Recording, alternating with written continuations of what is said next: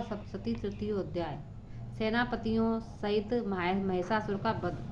जगदम्बा के श्री अंगों की कांति उदय काल में के सहस्त्रों सूर्यों के समान है। वे लाल रंग की रेशमी साड़ी पहने हुए हैं। उनके गले में मुंडमाला शोभा पा रही है। दोनों स्तनों पर रक्त चंदन का लेप लगा है। वे अपने कर कमलों से जय मालिका, विद्या और अभय तथा वर नामक मुद्राएं धारण किए हुए हैं। 3 नेत्रों से सुशोभित मुखार बिंद की बड़ी शोभा हो रही है।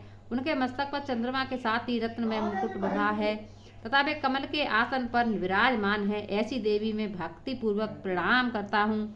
ऋषि कहते हैं, दैत्यों का सेना इस प्रकार तहस नहस होते हुए देख महादैत्य सेनापति चिच्छुर क्रोध में भरकर अंबिका देवी को युद्ध करने के लिए आगे बढ़ा।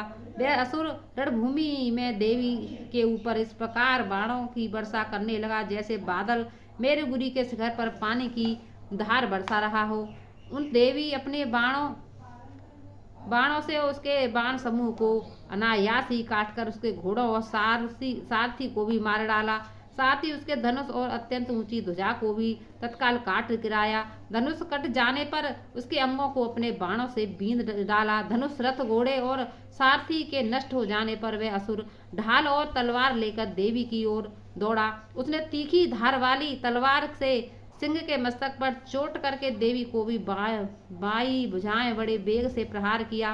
राजन, देवी की उस राक्षस ने शूल हाथों में लिया और उसे अपने महादैत्य ने भगवती भद्रकाली के ऊपर चलाया। वह शूल आकाश से गिरते हुए सूर्य मंडल की भांति अपने तेज से प्रज्वलित हो उठा।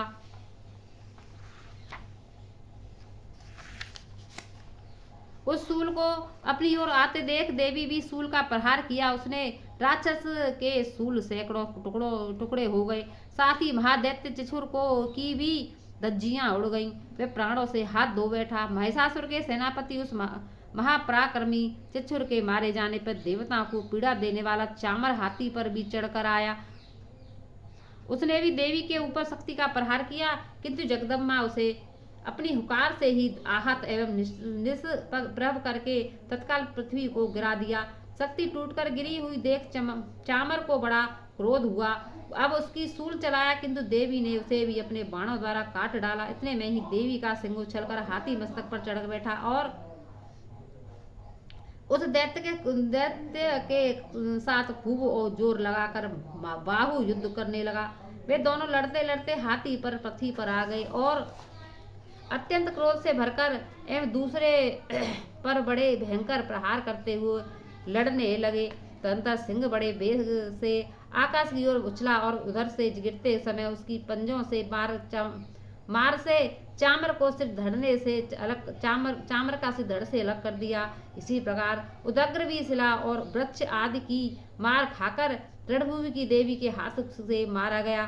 तब कराल भी दांतों की मुक्कों और थप्पड़ों की चोट से धराशायी हाथ हो गया।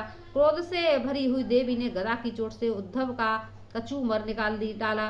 बिंदपाल से बासकाल को तथा बाणों से ताम्र और अंधक को मौत के घाट उतार दिया। 3 नेत्रों वाली परमेश्वरी त्रिशूल अगाश्य उग्रवीर्य तथा महाहनु नामक दैत्य को मार डाला। तलवार की चोट से बेहाल के मस्तक को धड़ से काट गिराया।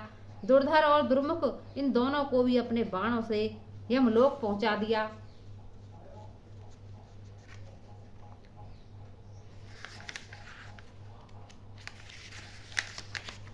इस प्रकार अपनी सेना का संहार होता देख महिषासुर ने भैंसों को रूप धारण करके देवी के गणों को त्रास देना आरंभ कर दिया। किन्हीं को थूथन से मारकर, किन्हीं को ऊपर खुरों का प्रहार करके, किन्हीं से पूंछ से चोट पहुंचाकर, कुछ को सींगों को विदीर्ण करके, कुछ गणों को वेग से, किन्हीं को सिंहनाद से, कुछ को चक्कर देकर और कितनों को निश्वास वायु के झोंके से धराशायी कर दिया। इस प्रकार गणों की सेना को गिराकर वह असुर महादेवी सिंह को मारने के लिए झपटा। इससे जगदम्बा को बड़ा क्रोध हुआ। उधर महापराक्रमी महिषासुर भी क्रोध से भरकर धरती को खुरों से खोदने लगा तथा अपनी सींगों से ऊंचे ऊंचे पर्वतों को उठाकर फेंकने और गरजने लगा।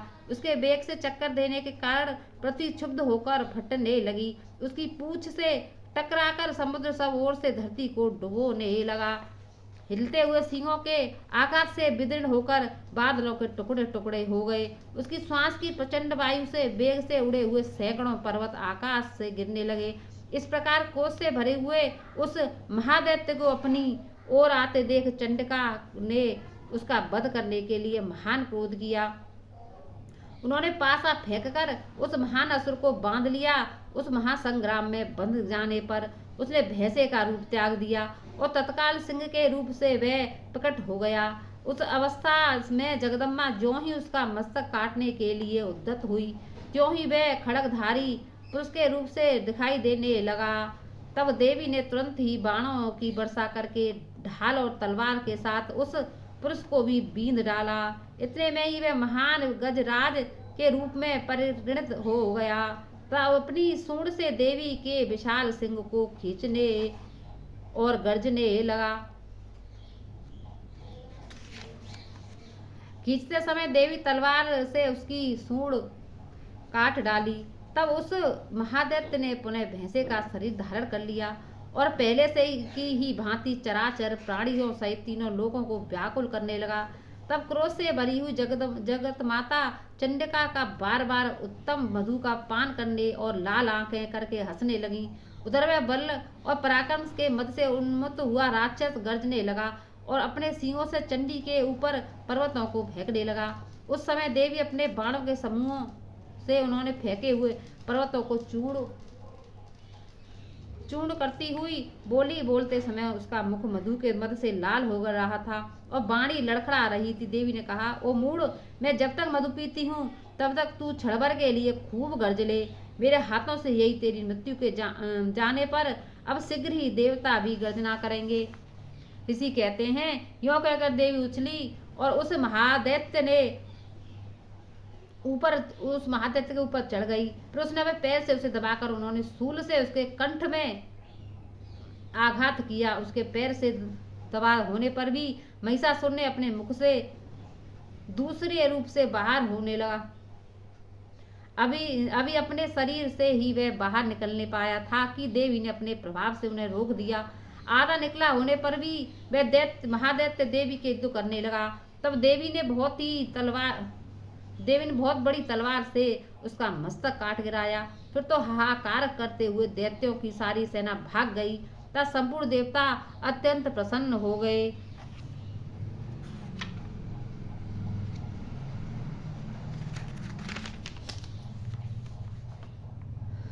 देवताओं ने दिव्य महर्षियों के साथ दुर्गा देवी का स्मरण किया। गंधर्वराज गाने लगे तथा अप्सराएं नृत्य करने लगी। इस प्रकार श्री मार्कंडेय पुराण में सार्वणिक मनवतर की कथा के अंतर्गत देवी महात्म्य में महिषासुर वध नामक 3रा अध्याय पूरा हुआ। बोलो दुर्गा सप्तशती की जय।